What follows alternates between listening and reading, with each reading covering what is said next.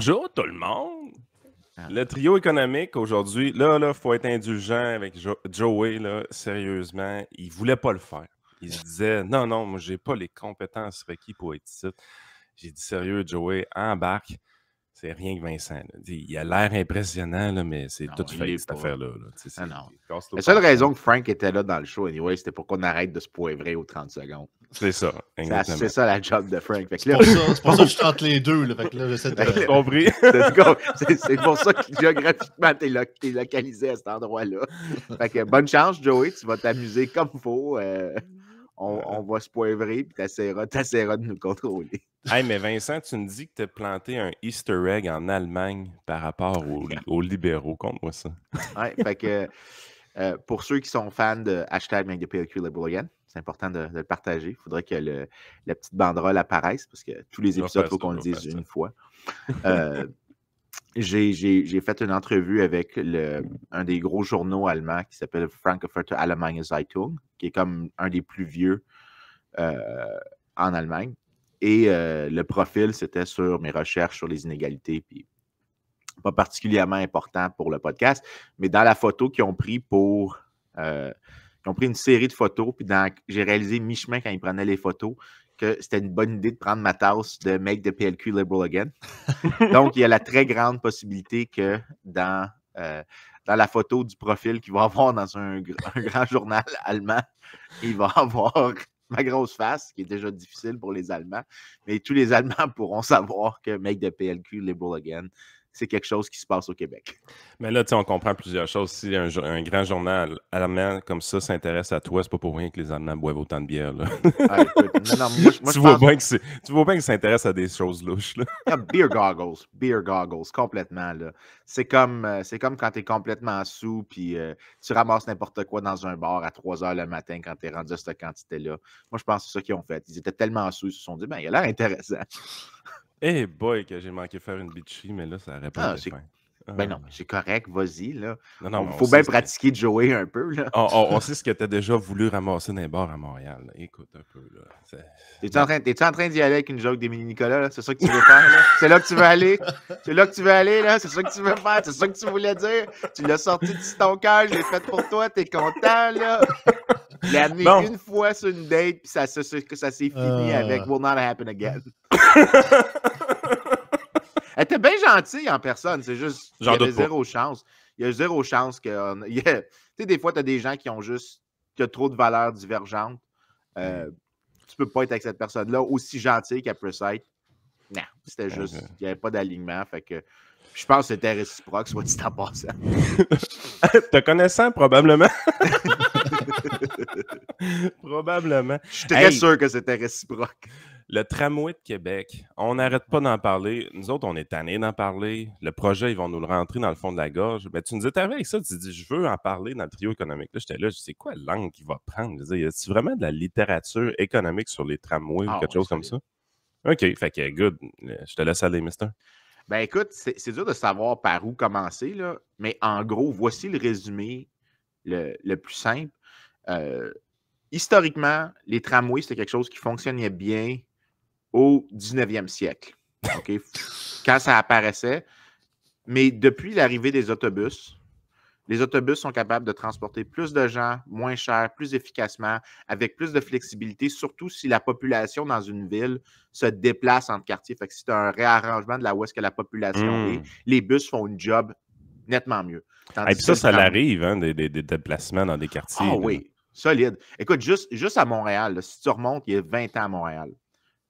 Hochelaga, Maisonneuve, Rosemont, donc l'île au génie. J'ai vécu dans Hochelaga, Maisonneuve pendant quelques années. Puis je voyais les gens arriver en grand nombre à Hochelaga, à Houma.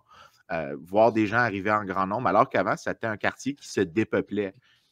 Et les gens se déplaçaient vers Hochelaga, Maisonneuve. Historiquement, c'est le quartier ouvrier des francophones. Oui, mais 20 ans avant, c'était le plateau qui se peuplait. Okay. Donc, tu sais, tu as des gros mouvements de population à l'intérieur de la ville. Là, les commerces fuient le plateau présentement. Là. Je pense que les commerces veulent s'en aller de là tranquillement pas vite. Là. Exactement. Puis en plus, tu ajoutes à ça la migration externe. Donc, tu as des gens à l'intérieur de Montréal qui se déplacent entre quartiers ou de grandes villes qui se déplacent entre quartiers.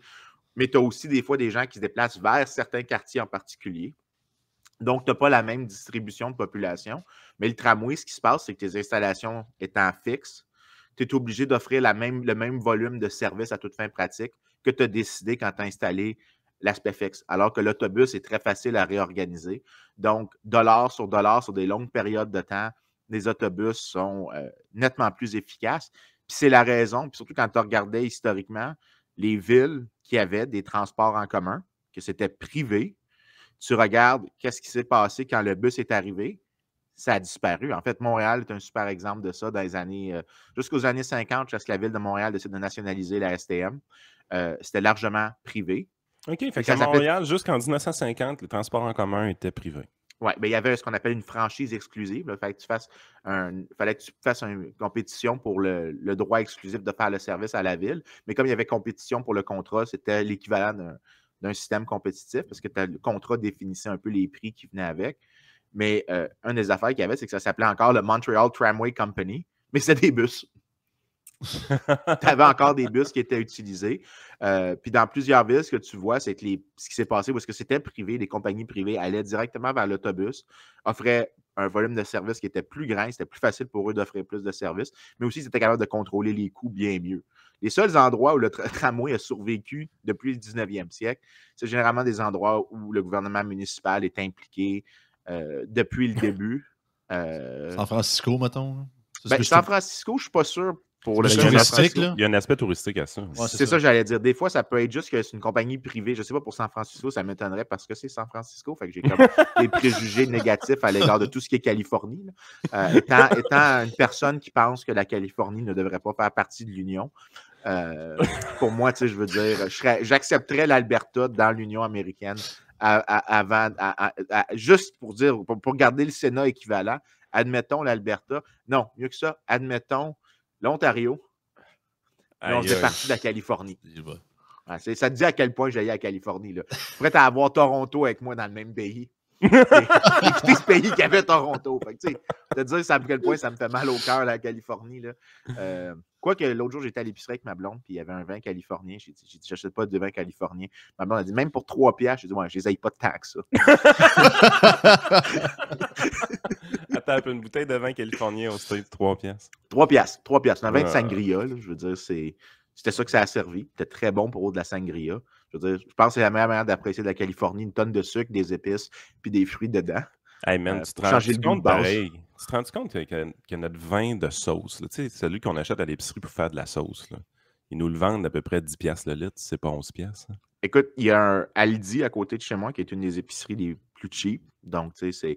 Puis ils font des... C'est pas qu'ils sont cheap en termes de qualité, c'est qu'ils ont des trucs vraiment spécialisés de saison. Puis il y avait un vin à 1,22 la semaine passée. Puis ça a été mon vin de cuisson, effectivement. J'ai fait une sauce tomate avec ça. C'est l'enfer. Je veux juste...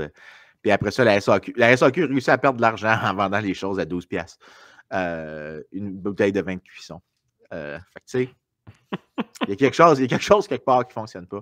Mais en gros, là, pour revenir à San Francisco, je suis pas mal convaincu que je mettrais ma main au feu que peut-être la compagnie qui fait les tramways sur l'espèce de l'image de la pente que ça descend, là, je ne serais pas surpris que ça soit que c'est privé pour des fins touristiques. Donc, que les gens payent un peu plus cher, puis c'est pas pour transporter les gens qui sont dans San Francisco, c'est pour faire plaisir aux touristes. J'ai déjà pris. Je l'ai déjà pris, puis effectivement, c'est juste des touristes. Ben, puis le pire, c'est que je suis sûr que le prix, c'est bien plus que ce que tu paierais normalement. C'était pas une 25, là. Je suis sûr que c'était beaucoup plus que ce prix-là. Les cable cars, que ça s'appelle. Je vais prendre le bout en anglais, je pense que c'est plus facile. Operated by the San Francisco Municipal Railway. Ça a l'air quand même public encore. Sans aucune surprise. Bon, ben, tu vois, dans ce cas, ça veut dire que c'est juste subventionné. Mais en gros, là, historiquement, les tramways ont disparu pour cette raison-là. Mais les politiciens vraiment continuent d'aimer les streetcars, les tramways, là, qui rentrent dans... Majority of the millions of passengers who use the system every year are tourists. I'm not surprised for 55 cents. Non. Mais en gros, les politiciens ont encore un trip là-dessus, largement parce que je ne sais pas pourquoi. Le bus, c'est pas glorieux, mais le tramway, c'est cute. Il y a une sorte d'idylle. C'est quétaine, c'est kitsch. Ça te donne... Tu peux couper un ruban, alors que personne ne coupe un ruban pour dire « Voici un autobus ». Ça fait époque victorienne un peu, là, tu sais. Oui, pas mal.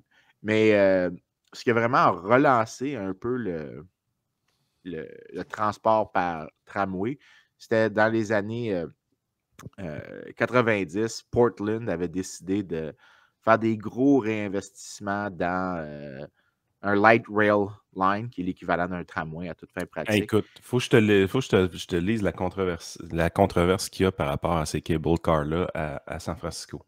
Vas-y. The cable cars are an iconic part of San Francisco and are protected by national historic landmarks, but they are not without their critics. Most complaints center around the high cost of operating the system that mostly serve tourists and the large number of accidents involving the cable cars. Non, ça, je n'étais même pas au courant. Je savais pas qu'il y avait plus d'accidents que... C'est 7 millions de personnes à peu près qui le prennent dans une année. Candidat du PCQ dans Jean Talon, ça a été une des victimes du cable car de San Francisco. Hey, en 2019, le déficit opérationnel des cable cars était de 46 millions de dollars. Hey, ils disent qu'il y a 7 millions de personnes qui le prennent dans une année. Tu sais, c'est comme s'ils perdaient 7 piastres par touriste qui embarque. À toutes les fois qu'il y a un touriste qui embarque là-dessus, il y a une subvention de 7 piastres qui vient de rentrer du gouvernement.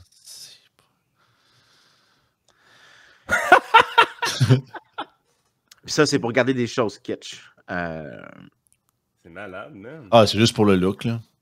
Ouais, mais je veux dire, c'est même pas une bonne attraction touristique. Ils font même pas une scène avec ça, là. C'est une attraction touristique, à la base, il faut que ce soit rentable, là. Les autres, à toutes les fois qu'il y a quelqu'un qui passe la porte, ils viennent de perdre 7 piastres. Ben écoute, mais le pire, c'est que je veux juste souligner un petit truc. Les chances que tu ailles à San Francisco pour ça, impossible. Je te garantis qu'il n'y a personne qui est allé à San Francisco pour ce truc-là. Donc, tu n'as pas attiré des touristes additionnels sur cette prémisse-là parce que c'est la seule prémisse sur laquelle tu pourrais subventionner puis faire plus d'argent parce que tu collectes plus de revenus de la taxation sur les commerces environnants. Donc, de un. De deux, je te garantis que c'est que des touristes. Pas que je te garantis, on sait que c'est que des touristes qui en bénéficient. Donc, il est où le stimulus à l'économie locale? Là? Tu es le politicien, il est où le stimulus? Ça, je te garantis que si tu checkes 50$, que c'est tous les travailleurs de ce truc-là sont syndiqués, puis qu'il y a un syndicat super proactif qui participe à toutes les négociations de tous les contrats de la ville, puis la seconde que tu aurais un politicien municipal, un conseiller municipal qui dit « j'aimerais qu'on coupe la subvention pour qu'on fasse autre chose », tout le syndicat sort en masse, puis ce politicien-là perd son élection. Je te garantis que c'est la seule explication. Surtout parce que si c'était juste comme 1,10$ de subvention, mettons, au lieu de 7$, hey, c'est gros, probablement que les gens ne cliqueraient pas et qu'il n'y aurait pas tant d'opposition que ça. Pour 7$ de subvention par tête de pipe, cette fois le billet à toute fin pratique, là, ben, je te garantis qu'il n'y a aucun politicien qui veut toucher à ça parce que le syndicat il est vraiment content d'avoir ce type de job-là. C'est de trouver voir s'il y a un syndicat là-dedans, c'est sûr qu'il y en a un. Mais... Je suis 100%. Ouais, en Californie. Je mets ma main au feu là, qu'il y en a un. Je peux pas croire. Mais pour vrai, là, fait que là, historiquement, pour revenir au tramway, c'était clair que c'était fini pour des raisons historiques. C'est juste plus cheap, point barre, d'utiliser les autobus. C'est effectivement syndiqué. Par le Transport Workers Union San Francisco Municipal Railway Trust. C'est comme si on était capable de faire des prédictions puis de les tester. C'est fou, hein? Ouais, hein? C'est incroyable. Mais Portland est revenu avec ça dans les années 90. Portland, Oregon? Portland, en Oregon, oui. Ils voulaient revenir avec un tramway. Le truc a coûté beaucoup plus cher, de un, à construire. Les dépassements de coûts ont été gigantesques. Regarde, j'ai les chiffres ici. Le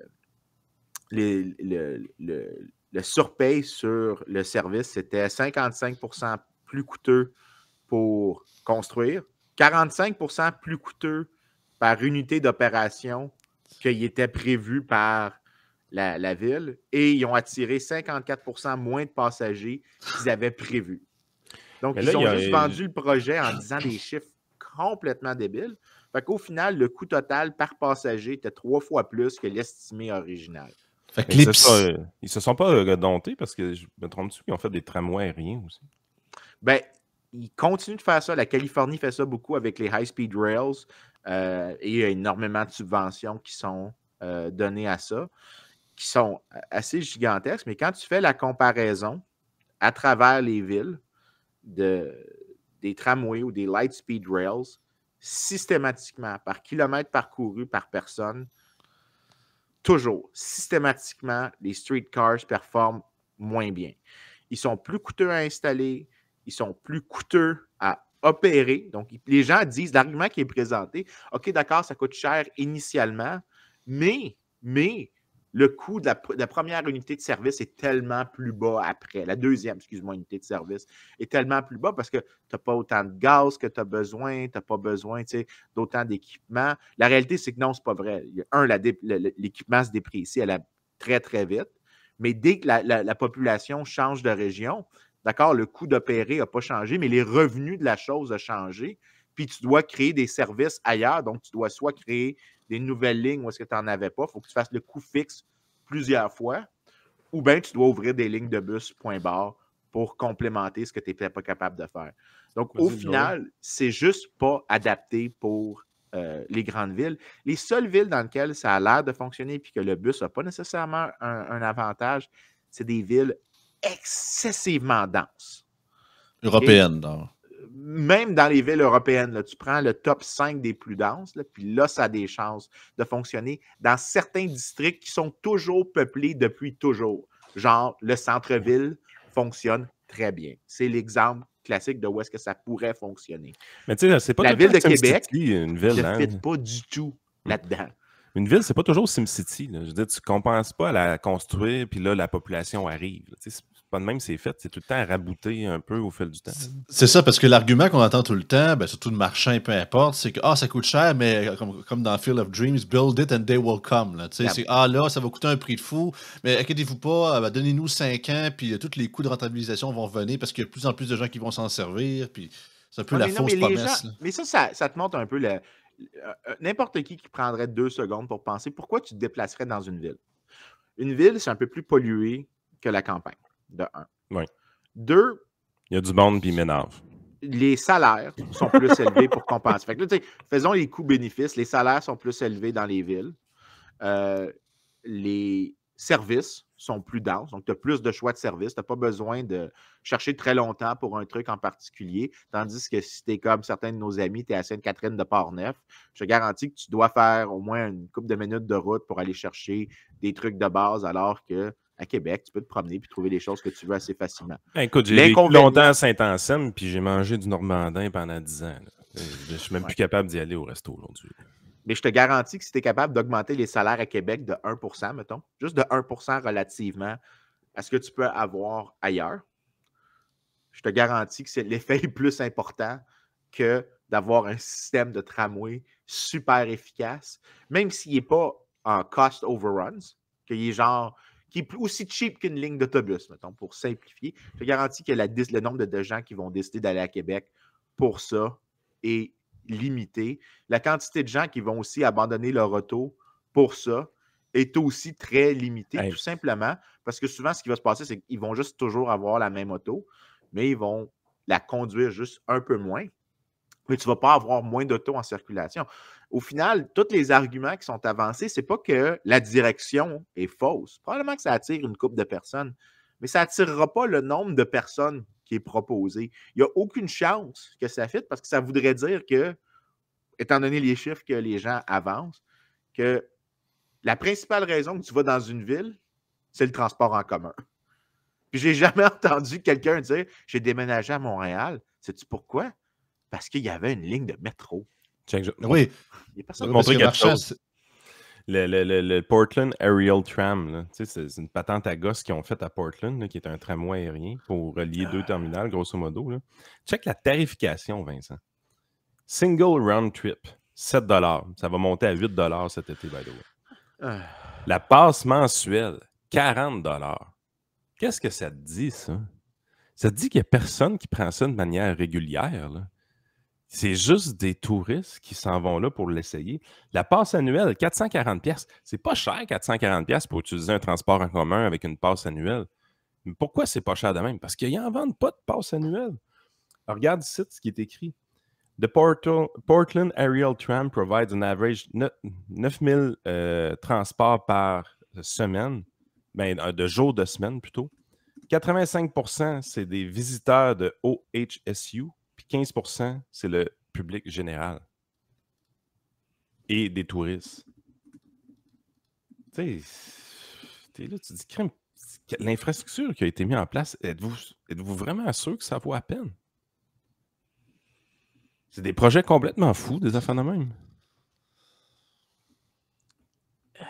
Écoute, je suis en train pour le fun, là. Je regarde la population de Portland, elle a augmenté un tout petit peu, mais j'ai envie de regarder des villes qui ont du mass transit, mais ça a coûté 57 millions, le tramway aérien à Portland. Probablement juste du gaspillage d'argent pour vrai. Mais je cherche présentement les villes qui auraient du transport en commun largement privatisé, soit dans l'opération, soit dans la livraison du service. OK. OHSU, c'est un hôpital. Fait que c'est fait pour transporter des étudiants, des docteurs et des patients. Ah, fait que la ville a subventionné des gens à haut revenu à toute fin pratique. But the amazing views from the ride above the forested hills of Southwest Portland made it an instant tourist favorite. J'aime tellement ça me faire bullshiter, là. Ça n'a aucun sens. Si, Paul. Qu'est-ce que c'est ça? En tout cas, peu importe. C'est hors sujet un peu, là, mais... Non, mais ça fit avec... Qu'est-ce que les politiciens... Ça fit avec le point que je faisais. Les politiciens, ce qu'ils veulent, c'est subventionner des choses qui ont l'air fantastiques, comme si c'était une 8e merveille du monde. La réalité, c'est que la job d'un politicien, c'est pas de créer la 8e merveille du monde. En fait, la plupart des merveilles du monde, si tu fais la liste des 7 merveilles initiales de l'Antiquité, pas mal toutes construites de manière absolument atroce pour des fins absolument atroces. Je veux dire, le fort d'Alexandrie, là, je suis sûr que si je regarde dedans, je suis sûr qu'il y a des esclaves en quelque part là-dedans. Fait que je suis pas sûr que c'est un cas. Je suis pas sûr que c'est un cas que tu veux vraiment faire. Fait que créer une merveille du monde pour un politicien, c'est pas ce qu'il devrait faire. Un politicien devrait faire. Moi, je suis pas sûr qu'il est capable pour des raisons de théorie des choix publics. Là. Je pense que c'est puis peut-être même pour des raisons de. Ah, écoute, tu vas aimer ce que je vais te lire là. Ça a coûté 57 millions, majoritairement quand même financé par OHSU. Fait que tu sais, c'est plus l'hôpital. Il y a 9 millions qui viennent des taxpayers. Mais regarde ça. Accusation of mismanagement and subterfuge flew. But the original price was more civic self-delusion. The early 15 million estimate was pure optimism. Hey, ils ont présenté le projet. Tu as dit que c'était 9 millions? 9 millions des taxpayers. Ça a coûté 57 au total. Fait que OHSU Insiders a privately guest estimate the cost. OK, ouais, c'est ça. À peu près. Fait qu'ils disent que c'est 57 millions, mais tu sais, t'es là, tu dis crime. Ça reste que c'est un hôpital qui a décidé de faire sa patente, c'est une bébelle, puis tout ça, mais ça a été présenté aux gens, aux décideurs qui ont dit OK, on va de l'avant. Il y a beaucoup de sunk cost fallacy dans ces projets-là, là, on va se le dire. Là. Mais les décideurs qui ont eu à prendre cette décision-là, on leur a présenté un projet de 15 millions. Ça finit à 57. Ben, même le 9 millions de la ville, là, Portland, c'est pas une très grosse ville, by the way. Portland a une population de 600 000. Ouais.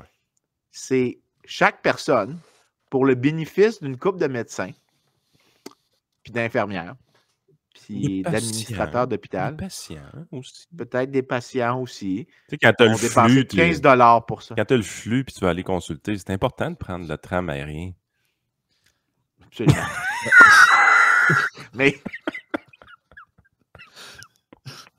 Mais 15 piastres, c'est 15 $ par personne de la ville. Puis c'est pas 15 $ par contribuable, c'est 15 $ par personne. Pour un truc qui est... Si tu me disais que c'était 15 $ par personne pour la collecte des déchets, je serais vraiment impressionné. Mais là, tu es en train de me dire que le coût, c'est 15 $ par personne. Ça touche personne. Qui touche pour aider une couple de médecins. Tu es en train de dire, Vincent, que les tramways sont uniquement construits pour certains intérêts de certains groupes particuliers et non pas pour la population au grand complet? Exactement. Mais pour vrai, la chose que je comprends pas, c'est que c'est qui bénéficie à Québec de ça? Je Je comprends pas. comprends, tu sais, Il y en a qui. je suis pas capable de voir le groupe d'intérêt principal qui vient, autre que l'explication d'Yann que c'est une manière, si le fédéral embarque, de juste passer une autre dépense en prétendant que c'est à propos de ça. C'est-à-dire que tu es en train, ce que c'est du ball shuffling, c'est une chaise musicale entre les politiciens, parce que le maire Marchand, il se dit, ben, si je peux dépenser 30 millions pour refaire toutes des infrastructures défaillantes, j'exagère le chiffre. Ah non, tu n'exagères pas, c'est pas assez. C'est pas assez. Oui, excuse-moi. Non, c'est ça, parce que. Je voulais dire, je sous-estime, je donne un faux chiffre. Là. Je pense que le chiffre, c'est quoi? 3 milliards? Le tramway, ça va le finir truc? à 4-5 milliards facile. OK. Mais l'initial proposé, c'est 3 Ouais, milliards. Right? disons, ouais. Bon. Fait que 3 milliards. Mais si lui est pour dépenser 3 milliards de son argent, puis s'il dit, ben, c'est pour faire les égouts c'est pas glorieux. Les égouts, c'est pas super trippant. Les lignes d'eau, c'est pas Et super le fédéral ne trippant. finance pas.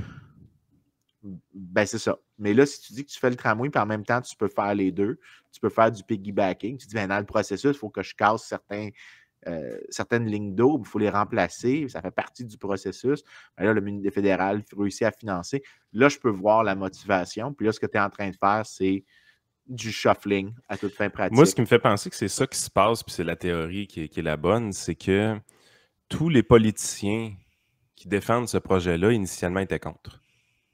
Fait que moi, le feeling que j'ai depuis le tout début, c'est qu'il y a des ingénieurs à la Ville de Québec qui ont levé des flags sur des grosses problématiques qui s'en viennent au niveau des aqueducs, des égouts, puis que la Ville n'a pas nécessairement les moyens de financer ça.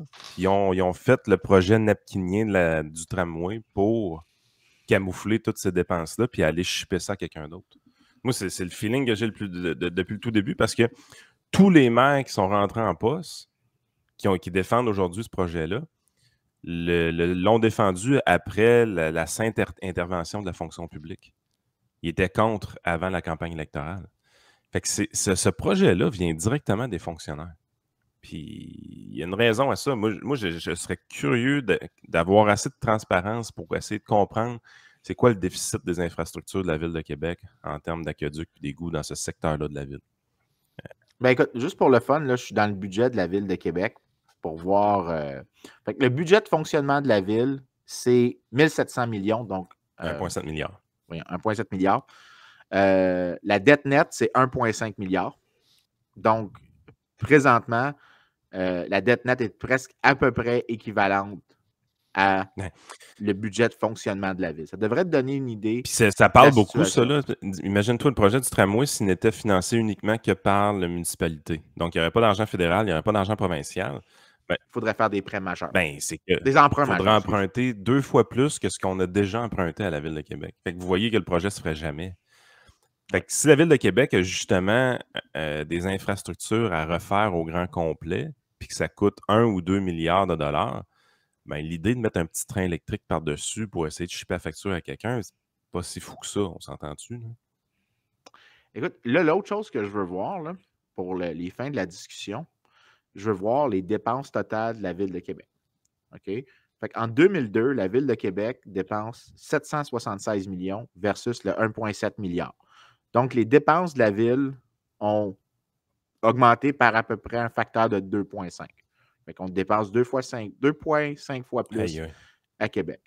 L'inflation de... Je ne sais pas ça. Non, mais je veux juste enlever l'inflation puis la croissance de la population. Fait que la population. Ça, t'en as une bonne, par exemple, une bonne croissance de population au Québec. Fait que Québec, 2017, c'est le dernier que je vois ici sur Google. J'utilise juste Google ici. 545 000 personnes. Puis, bon, là, tu as l'affaire des fusions municipales qui cause un mini problème, là. Mais mettons que je prends 2006, qui tous des trucs agglutinés, tu as 491 000 personnes. Ouais, okay? Fait que tu as une augmentation d'à peu près 10 %. Mettons, pour générosité, 20 %. Fait que le doublage que je viens de mentionner, ce qui est à peu près 150 % d'augmentation dans le cas que plus que doublage, tu enlèves 20 % de ça, tu as quand même augmenté les dépenses de 30 %. Je te garantis que tu as eu peut-être, mettons, pour exagérer, tu as eu 30 % d'inflation en 2005 puis aujourd'hui. En fait, la mesure d'inflation, dis-toi une affaire, c'est que ce qui est arrivé au niveau des municipalités du Québec dans les 15 dernières années, 20 dernières années, c'est l'augmentation de valeur des propriétés. Puis, je donne un exemple, mon compte de taxe à Lévis. Mon rôle d'évaluation a augmenté. Ma propre maison là, est passée d'évaluation municipale autour de 400 à 500. Fait que c'est 25 % d'augmentation dans une année. Mon compte de taxe n'a pas augmenté de 25 %. Il a augmenté de 11 %. Il a augmenté de 11 %. Fait que, tu sais, ils ont baissé un peu les taux de taxation parce qu'ils disent que ça n'a pas d'allure. Les maisons ont augmenté trop vite de valeur. Mais en bout de ligne, tu te dis crime, c'est fou pareil, mais le compte de taxe a quand même augmenté de 11 %.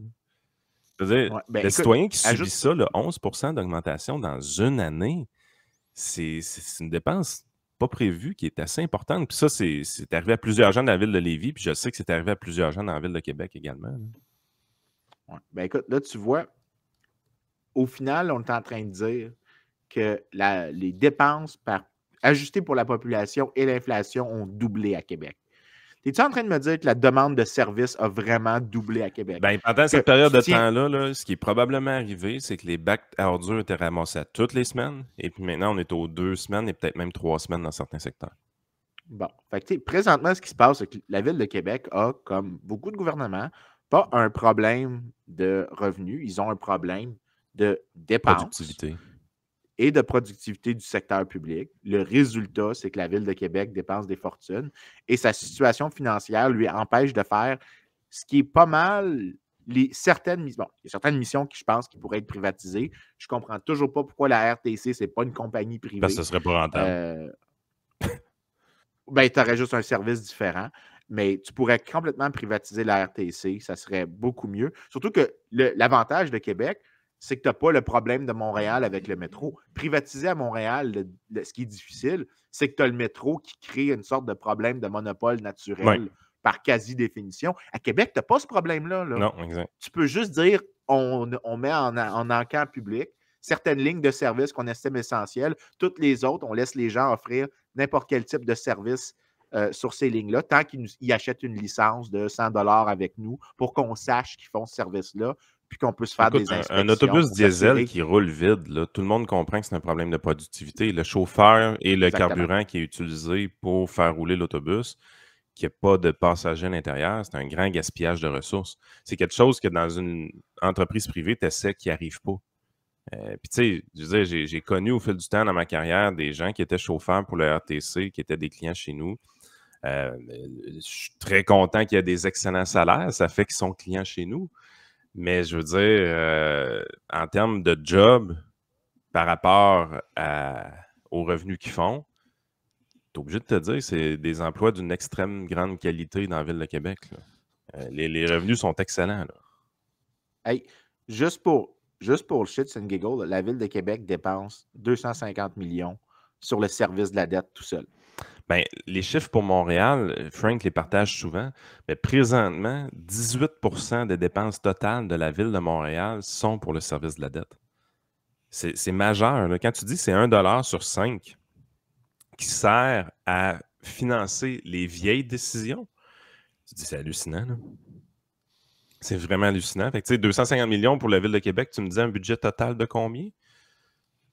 1,3 milliard? 1,7? Les dépenses totales, c'est 1,7 milliard. 1,7. Fait que la Ville de Québec est moins pire que Montréal sur ça. Mais c'est un petit peu en bas de 20 %. C'est quand même 15 gros, là. 15 % pour la Ville de Québec, c'est 18 % pour la Ville de Montréal. Mais vous comprenez que ces villes-là ont des cristis de gros problèmes parce que même le gouvernement du Québec, son service de la dette n'est pas si important que ça. Oui, effectivement. Effectivement. Je pense que je suis sûr que je check pré-pandémie, parce que le chiffre est un peu vieux dans ma tête. On est de l'ordre de 10 à 11 % au niveau du gouvernement du Québec. C'est ça. J'allais dire autour de 10. Puis tu vois, là, ça donne une idée. Mais aussi, la dette nette du gouvernement du Québec, là, en pourcentage des revenus de l'État, de la Ville de Québec, pas du gouvernement du Québec, du gouvernement de Québec, la dette nette est à peu près égale aux revenus, aux dépenses et aux revenus aux dépenses / revenus de la Ville. Ça n'a pas de sens. C'est quand même, ça veut dire que ta capacité à emprunter, ça, c'est la dette nette, c'est pas la dette brute. Parce que la Ville de Montréal, la Ville de Québec, excuse-moi, dans leur rapport financier, ce que je comprends, fuck all pourquoi ils font ça. Ils rapportent le service de la dette nette. Ils disent le service de la dette nette. Tu n'as pas un service de la dette nette, tu as un service de la dette brute. Ben, la dette nette. Ils disent. As-tu déjà vu une entreprise privée parler de dette nette et de dette brute, calvaire? Moi, j'ai jamais vu ça. Les compagnies privées vont dire c'est quoi leur equity, là, leur fonds. Leur ils vont dire la dette, c'est la dette, asti. Il n'y a pas de net et de brut. Oui, bien aussi, c'est que j'haïs, by the way, l'idée de la dette nette comme économiste. Parce que oui, il faut que tu considères la valeur d'un actif, mais câlisse, l'actif, si tu me dis que tu ne vas jamais le privatiser, là, il ne vaut rien, ton actif. Ben, il ne vaut rien. Puis non seulement ça, mais c'est basé sur une valeur comptable. On n'a pas fait d'encan encore. Pas une valeur marchande. On ne le sait pas. On n'a pas eu de test de marché encore sur c'est quoi la valeur de ça. Puis les cas de privatisation, souvent qu'on a, nous ont donné une littérature pour voir à quel point les villes ou les gouvernements de tous les paliers estiment entre la valeur comptable et ce que les gens sont finalement prêts à payer. Ben, c'est un petit peu plus bas que ce qui est rapporté. Puis les marchés le savent, c'est pourquoi. Si c'était vraiment si important que ça, ils offriraient des taux d'intérêt plus bas aux villes. Si la ville avait fait une promesse crédible de dire que ça, c'est un collatéral qu'on va vraiment privatiser si on a un problème. Ouais, mais si les villes savent qu'ils ne vont pas le faire, ils vont juste demander des taux d'intérêt plus élevés. Fait que tout ce qui compte au final, c'est juste la dette brute. Arrêtez de me donner ce chiffre-là. La dette brute, c'est tout ce qui compte. Le reste, là, après ça, il y en a des tours de manipulation comptable là, qui sont faits pour convertir des actifs qui sont. Mais là, cet actif-là, tu sais, un parc. OK, un parc, c'est effectivement un actif, il y a un terrain dessus. Mais je n'ai pas encore vu un marché des parcs. Non, ça ne se vend pas bien, hein, pas très développé. Ben, en fait, le seul moyen de le vendre, ce serait de construire des maisons dessus, là, vous avez compris. Mais ce qui arrive aussi dans ces histoires-là, c'est que ces concepts de dette-là, moi, je n'arrive pas à comprendre. La comptabilité, là, c'est quelque chose qui est utilisé pour standardiser les processus. Quand tu veux arriver et avoir une idée rapidement comment une entreprise se porte, tu vas voir les chiffres comptables qui sont publics généralement pour les compagnies inscrites en bourse, par exemple. Et c'est tout rapporté à peu près de la même manière. On sait exactement où aller vérifier les informations. On se donne une très bonne idée rapidement des ratios de dette par rapport à l'équité, des choses comme ça.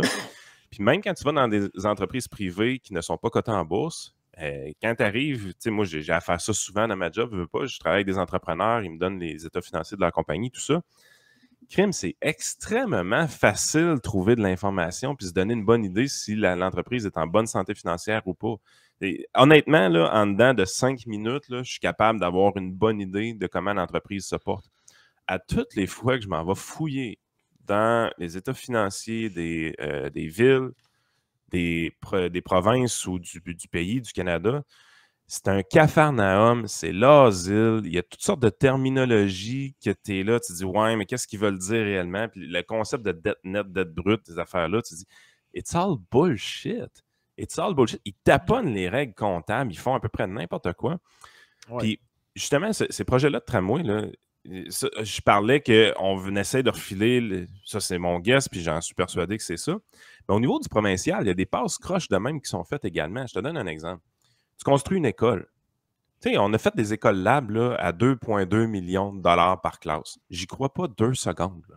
Je n'arrive pas à concevoir que c'est le vrai coût de tout ça. Mais on arrive, puis on construit cette école-là. Mais là, tu sais, il y a comme un chargé de projet. Le gars, il travaille au ministère de l'Éducation, par exemple. C'est lui qui va piloter le projet pendant les 2 prochaines années. Le ministère de l'Éducation, ce qu'il va faire, c'est qu'il va dire « Hey, on va libérer Roger. Roger va aller travailler 2 ans pour le projet d'école lab. » Il pogne son salaire et il crisse direct dans la dette. Là. Il sort le salaire de Roger des dépenses usuelles du gouvernement, puis il dit, lui, il est affecté à tel projet, puis ça va aller se ramasser dans le coût total du projet qu'il est en train de faire. Tu sais, il y a des affaires comme ça qui sont faites au niveau de la comptabilité gouvernementale, c'est la fameuse comptabilité créative qu'on appelle, parce que le gouvernement s'est donné comme des incitatifs de ne pas faire de déficit de son côté. Il y a des lois qui disent que tu dois avoir un déficit zéro, puis si jamais tu fais un déficit, il faut que tu reviennes à l'équilibre budgétaire en dedans de 5 ans, et ainsi de suite. Fait qu'il y a un fort incitatif pour les gouvernements à garrocher le plus d'affaires possible sur la dette et le moins possible dans les dépenses courantes. Mais il y a beaucoup de ces projets-là, on est là, tu te dis, voyons, tabarouette, les dépassements de coûts sont gigantesques, puis il y en a tout le temps, puis sont prévus. Mais à un moment donné, tu es là, tu te dis, je peux-tu avoir le détail exactement? C'est quoi qui a dépassé? Est-ce que c'est. Parce que dans la tête du public, c'est toujours la même chose. Tu l'auras pas, ça. Non, je sais, mais dans la tête du public, c'est quoi? C'est l'entrepreneur, crosseur, privé, est arrivé puis a chargé 2 fois plus cher qu'il avait dit au gouvernement. C'est ça que tout le monde pense. C'est ça que les gens pensent. La réalité, c'est que le gars a probablement chargé exactement le prix qu'il avait demandé au gouvernement. Puis s'il y avait des extras, des choses, c'était prévu au contrat, mais c'est pas ça qui a fait exploser le coût. Ce qui a fait exploser le coût, c'est le gouvernement qui est arrivé, puis je vais libérer Roger, je vais libérer Ginette, elle a fait la comptabilité du projet. Il libère toutes sortes de salaires, puis il garoche dans ces projets-là, puis ça lui permet d'envoyer ces salaires-là direct à la date. Ben écoute, juste pour le fun, là, présentement, juste dans le bureau d'investissement de la Ville de Québec, tu as 48 personnes qui sont assignées au bureau de projet du tramway. Eux autres, là, c'est plus des employés municipaux. Non. Ben, ils sont encore. Il a conservé ses avantages sociaux, il a son fonds de pension. Dan Genet, je pense que c'est Morin qui a sorti ça cette semaine. Dan Genet, le chargé de projet, il est quasiment payé un petit peu plus cher que Koskinen. C'est comme genre 315 000, quelque chose comme ça par année. C'est le plus payé de la gang. Juste pour montrer à Yann, là, la dette brute, c'est 2,1 milliards. Hey, c'est de l'argent. 2,1 milliards. Ça, c'est le 2,1 milliards qui génère des intérêts. C'est pas la dette nette. Là. Yep, la dette nette, là, la vraie définition de la dette nette que je pourrais prêt à accepter, c'est les actifs que tu dois. C'est-à-dire que le gouvernement a des dettes que quelqu'un a vers lui. C'est-à-dire que si moi, je dois 3 000 $ à l'impôt. Même à ça, tu le mets dans l'actif.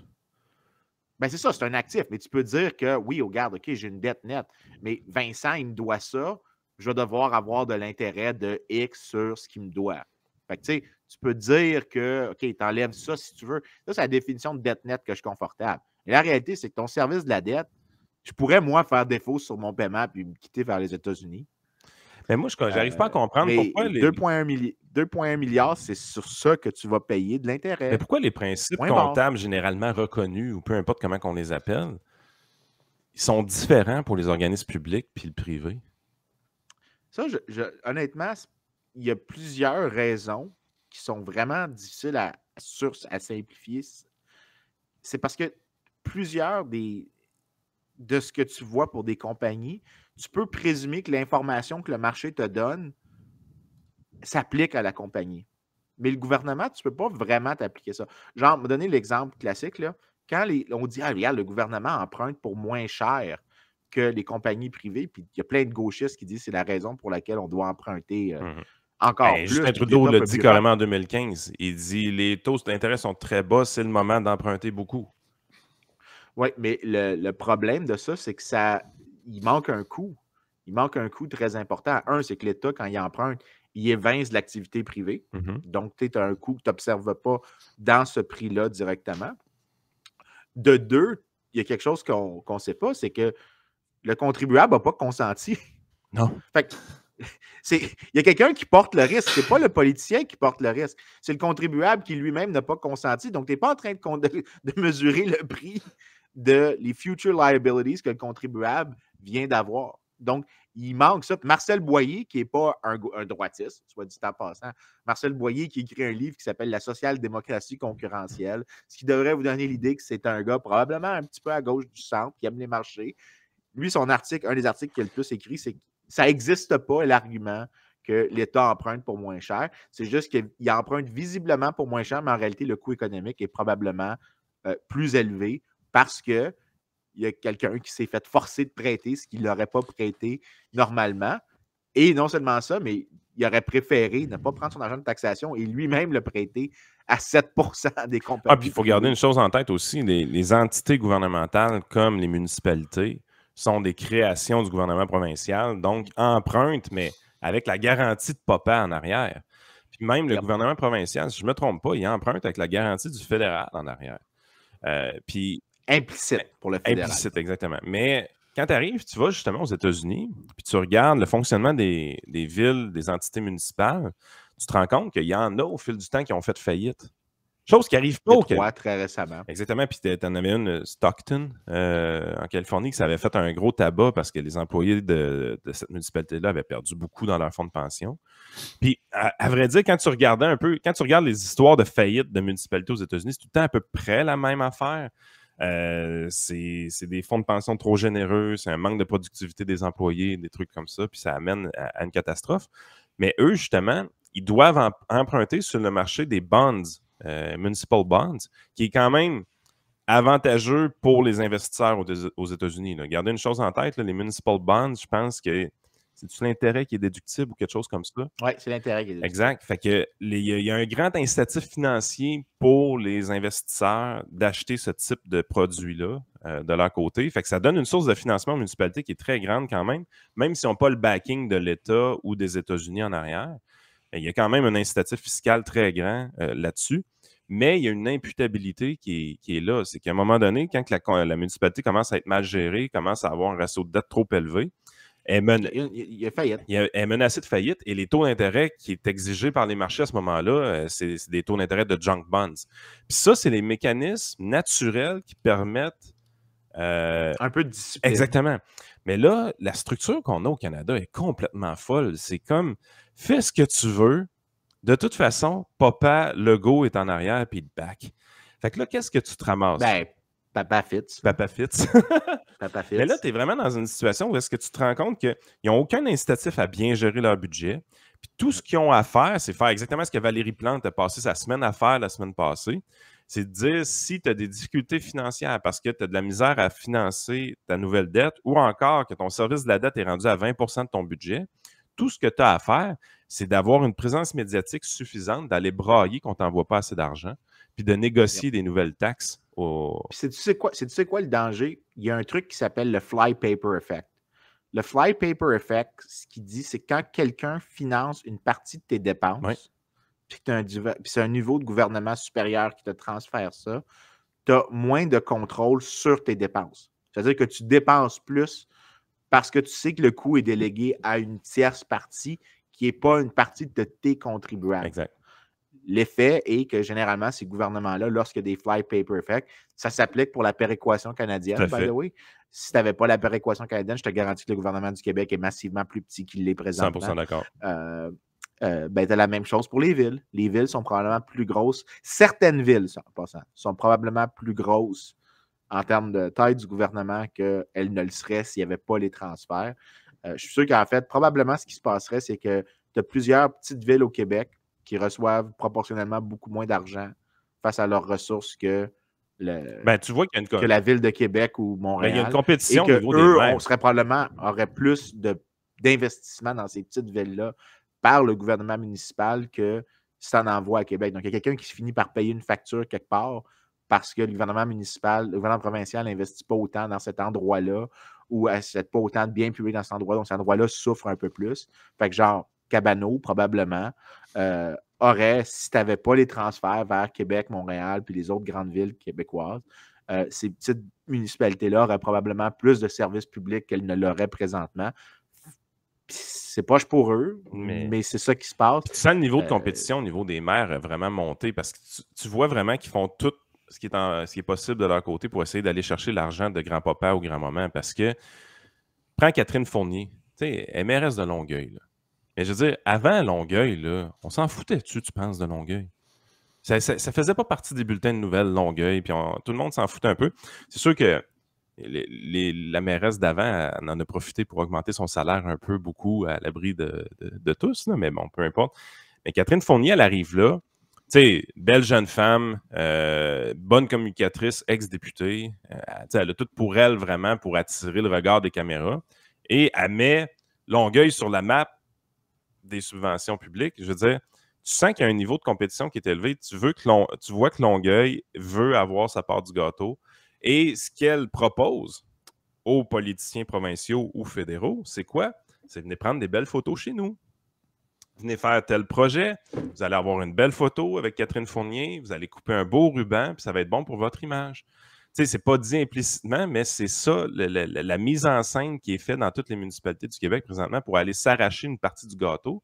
c'est d'avoir une présence médiatique soutenue, constante et de valoir cher dans l'œil des médias pour être capable d'attirer de l'argent chez eux. Le maire de Laval, on n'entendait jamais parler de lui. Là, à cette heure, on le voit constamment. Puis ça, c'est un effet aussi inattendu, je pense, des fusions municipales. Quand on arrive et on fait les fusions municipales, comment on vend ça à la population? On dit, ben écoutez, les économies d'échelle. Si on est une plus grosse ville pour acheter les mêmes produits et services, on va avoir des économies d'échelle. Fait que c'est sûr qu'on va sauver de l'argent. Qu'est-ce qui arrive en réalité? C'est qu'on met toutes les conventions collectives ensemble, on fait du cherry picking, puis on s'assure de garder les meilleurs éléments de chacune des conventions. Fait que là, ça augmente les coûts très rapidement. Et ensuite de ça, on augmente les taxes municipales à la hausse de tous ceux-là qui payaient moins cher sur une quinzaine d'années. Ça, c'est le deuxième effet négatif qui est arrivé. Et le troisième effet négatif, on a créé des entités tellement puissantes que les maires de ces villes fusionnées-là ont beaucoup de pouvoir et ont même du pouvoir sur le politicien provincial. Le maire de la ville de Québec, s'il veut faire chier un politicien fédéral ou provincial, il est capable. Parce qu'il y a assez d'exposure médiatique maintenant pour y arriver. Mais le secret d'avoir cet exposure médiatique-là, c'est d'être maire d'une grosse ville. Puis quand on est rendu à 650 000 habitants, pour la grande ville de Québec, ben ça donne un pouvoir qui est quand même assez important. Tandis que quand le maire de la ville de Québec se concentre juste à la Haute-Ville, puis que là, il y a un maire à Sainte-Foy, puis il y a un maire à Sillery, puis il y a un maire à Beauport, puis il y a un maire en Seine-Lorette, puis on comprend un peu l'idée, ben son pouvoir est beaucoup plus dilué. Moi, je pense que l'époque des petits maires dans des petites municipalités, elle avait vraiment un gros avantage. Elle nous protégeait, nous, les citoyens, contre cette surenchère-là de taxation puis d'exposure médiatique pour demander un peu plus d'argent public tout le temps. Oui. Ben écoute, je viens d'envoyer un lien, puis le lien va automatiquement te diriger vers la citation clé de l'étude. Depuis comme les années, fait qu'il y a un modèle bien connu qui est que, ça s'appelle le modèle Thibault, qui est que les gens, quand ils se déplacent entre les villes, ils peuvent forcer les villes à se faire compétition pour des biens publics. L'effet est, c'est que les villes produisent mieux de ce que les gens veulent vraiment. Et tu as plus de croissance économique dans ce cas-là, parce que les villes produisent des choses qui sont vraiment bénéfiques pour la collectivité, puis pour la collectivité particulière dans laquelle ils sont. Mais si tu as de plus en plus de grosses villes, donc tu fusionnes les villes ensemble, donc tu as moins d'options vers où quitter. Fait que, si vraiment, disons, je veux quitter Montréal, ben avant, je pouvais quitter Montréal-Est pour, disons, Baie-d'Urfé ou Dorval. Mais avant, à Québec, tu pouvais quitter la ville de Québec pour, c'est quoi les anciennes agglomérations qui étaient séparées? Ancienne Lorette. Beauport, c'était oui, Beauport, c'était une ville. Tu avais une ville de Beauport. Bon, ben, tu pouvais te déplacer dans la même zone, tu pouvais te déplacer vers une autre administration. Donc, tu avais une sorte de compétition. Bien, ça, ce que ça veut dire, c'est que tu as une taille optimale des villes. Tu ne veux pas avoir des trop grosses villes. Tu veux pas avoir des trop petites villes parce qu'ils ne sont pas capables d'avoir des économies d'échelle. Mais à un moment donné, les économies d'échelle sont telles. Tu peux en avoir plus, mais en même temps, il n'y a plus la dynamique de discipline qui est imposée par la capacité des gens de dire non merci, je m'en vais. Puis là, l'effet des économies d'échelle, même si elles existent, est complètement éliminé. Puis l'étude que je viens d'envoyer à Yann, la quote qui dit Small cities with a population of less than 500,000 inhabitants seem to have an important source of economic dynamism. By contrast, a large share of the urban population living in cities between 500,000 and 3 million people has been detrimental to economic growth. Tu ne veux pas des super grosses villes. Ça ne veut pas dire pas des grosses régions métropolitaines. C'est correct d'avoir un gros zone métropolitaine de Montréal.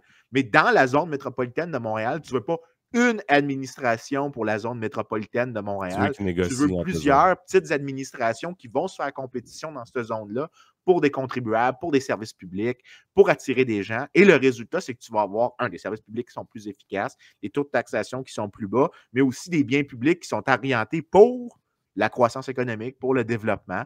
Et là, tu vas avoir des meilleurs résultats. Présentement, ce que tu vois à Québec, je suis sûr que si tu remontes à 2001, avant les fusions municipales, jamais, mettons que Bruno Marchand se fait élire en 2001, ou même se fait élire aujourd'hui avec le même contexte qu'aujourd'hui, la seule différence, c'est que tu as une différente administration.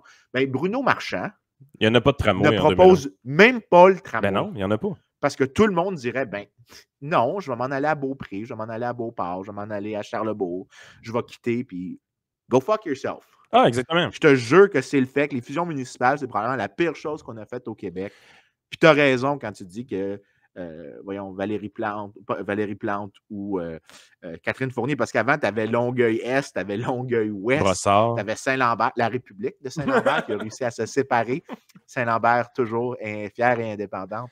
Tu avais Greenfield Park, tu avais Saint-Hubert, tu avais plusieurs villes qui étaient en fait, la région était là. Je veux dire, un gars de Saint-Lambert, à part moi, je suis fier d'être de Saint-Lambert, mais à part les gens de Saint-Lambert, aucun problème à aller à Longueuil. C'est pas de traverser.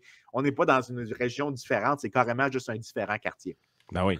C'est juste un quartier avec moins d'anglophones. À toute fin pratique, c'est juste ça. C'est juste ça. Il y a moins d'anglophones quand je traverse cette rue-là. Il va en avoir plus quand je reviens de mon bord. Mais au final, c'est juste ça. Ça a-tu été discuté, ces affaires-là, en 2001, où on a juste arrivé puis on a vendu... Tu sais, parce que ça a été exigé des... Cabano a été... Non, ça a été exigé par Montréal. Ah, mais il y a eu d'autres choses. Je veux dire, Cabano, récemment, a été fusionné. Dans la vague de fusion municipale, le petit village d'où je viens, 4000 habitants, Cabano, Notre-Dame-du-Lac, 2 villages séparés. En 2001, c'était 2 villages séparés. C'était pas fusionné. La fusion est arrivée par après.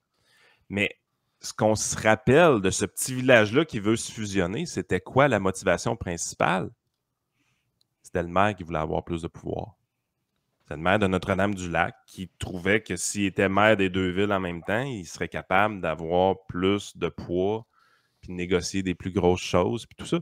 Ce qui motivait les maires à pousser ces idées-là de fusion municipale, c'est d'augmenter leur pouvoir politique, ce qui est très humain. Dans l'histoire de l'humanité, des hommes politiques qui veulent augmenter leur pouvoir politique, c'est arrivé très souvent.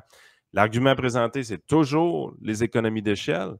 Mais en bout de ligne, tu te ramasses dans des situations où est-ce que tu as juste donné plus de pouvoir à quelqu'un, puis tu n'as pas eu ces fameuses économies d'échelle-là en bout de ligne parce que tu as eu les fusions de conventions collectives qui t'ont nui. Puis en bout de piste, tu sais, sérieusement, à part avoir créé plus de pouvoir politique à une personne, sont où les bienfaits? Puis c'est même pas un bienfait en soi, cette affaire-là. Fait que j'ai l'impression que ça n'a jamais été présenté à la population. Ce type d'argumentation-là. On a tout le temps dit, ben, les économies d'échelle versus, ben, c'est de la merde présentement, tu sais. On n'a pas eu un vrai débat sur ces fusions-là. Puis, par après, quand Jean Charest est arrivé avec les défusions, qui étaient un peu du gros n'importe quoi aussi, fait un peu tout croche, sans trop de raison, ben... Non, la raison était très claire. Il ne voulait pas que ça se passe. Il s'était commis là-dessus. Il ne pouvait pas vraiment reculer, mais il ne voulait pas le faire non plus. Parce que ça a été... les référendums qui ont été faits pour les diffusions ont été construits de manière à ce que ça ne fonctionne pas, là. Oui, puis tu sais, tu avais bien des maires qui étaient très contents de la situation. Même Gérard Tremblay, qui s'était fait élire en étant anti-fusion, était vraiment très fan des fusions. Gérard Tremblay, il tripait sur son pouvoir. Fait qu'au final, les seuls gens qui avaient été contre les fusions en 2001, c'était l'Institut économique de Montréal, à sa défense et à sa faveur, et les petites villes qui se voyaient comme étant très distinctes des grosses agglomérations autour desquelles ils étaient. Donc, le West Island de Montréal, Saint-Lambert sur la Rive-Sud, où est-ce que tu avais une hostilité incroyable. Et aussi, des fois, des petites villes qui étaient un peu plus pauvres, genre Greenfield Park. Greenfield Park est comme la ville pauvre de la Rive-Sud de Montréal. Et c'était juste des anglophones là. Et eux, ce qu'ils voyaient, c'est on est des anglophones, fait qu'il y a 0 chance qu'on va se faire respecter. Puis là, non seulement ça, on est des anglophones pauvres. Fait qu'il n'y a aucune chance qu'on va se faire écouter anyways. Fait qu'eux voulaient vraiment rester, puis en fait, ils avaient voté pour la diffusion, mais il n'y avait pas assez de gens qui étaient allés voter, fait qu'ils sont restés membres de Longueuil. Fait que là, tu as comme un trou, by the way, quand tu votes à Longueuil. Tu as le Saint-Lambert qui cause que Greenfield Park est une enclave de Longueuil qui est géographiquement isolée du reste de la municipalité. À cause de ça. C'est comme Ancienne-Lorette. Ancienne-Lorette, c'était défusionné principalement parce que les revenus de taxes de l'aéroport ne voulaient pas les partager.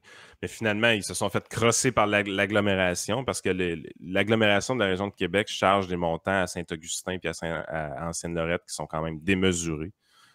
Ça fait tellement de grosses factures que ça occasionnait des augmentations de taxes municipales dans ces municipalités-là très importantes.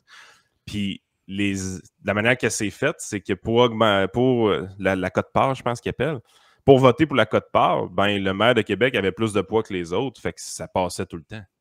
Fait que le maire de Québec, quand il voulait faire chier le maire d'Ancienne-Lorette ou le maire de Saint-Augustin, il augmentait la quote-part, puis ça faisait chier les deux autres places.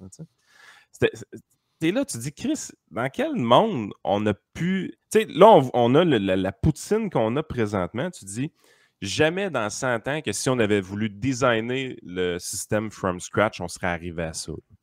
Mais on est arrivé à ça parce qu'on a fait des fusions avec des diffusions sans conviction par après. Puis ça a donné ce cafarnaum-là qui est complètement hallucinant. Mais t'es là... Un shit show. Ah, c'est un shit show. C'est vraiment un shit show. Puis ce qu'on se rend compte, c'est que la méthode de l'époque, des années 70, d'avoir des petites municipalités, même à l'intérieur des grandes villes, était plus efficace. Puis ça nous aurait vraiment évité beaucoup de cochonneries avec toutes ces histoires-là de méga projets puis tout. Parce que si tu as la mairesse de Sainte-Foy, le maire de Québec, le maire de Beauport, le maire de Charlebourg, jamais qu'ils s'entendent ensemble pour faire un projet du type tramway. Jamais. Ça n'arrive pas. Mais maintenant qu'on a donné les clés à un seul gars, ben, ça l'arrive. Écoute, on passe à la partie Patreon. Ça fait 1 heure dans le fond. Fait que, un petit peu plus déjanté toujours de notre côté sur Patreon avec Vincent généralement. On sortit un peu moins bien, malgré qu'on a quand même parlé de tes anciennes amours dans la partie live. Ouais. C'est pas le meilleur mot, là. Je pense pas que c'était de l'amour. Fréquentation. Mais c'était une fréquentation d'une personne qui est autrement plaisante, mais déplaisante de par ses vues.